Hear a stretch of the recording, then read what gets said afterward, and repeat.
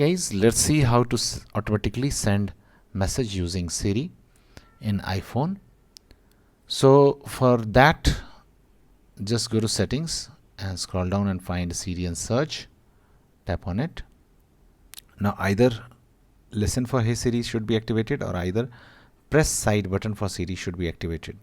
Okay, so either you can enable Siri using pressing side button, or simply by saying Hey Siri, and it will be activated. Okay, so you have to turn either of them or both of them to enable Siri.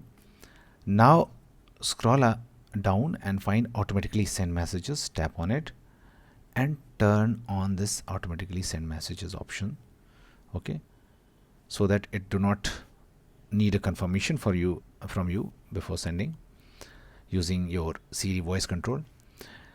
Now start by sending message. Hey Siri, send a message to S Sarma. Who do you want to message? S Sarma.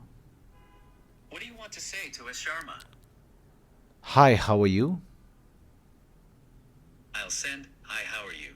You can say things like, hey Siri, change it. Otherwise, I'll send it.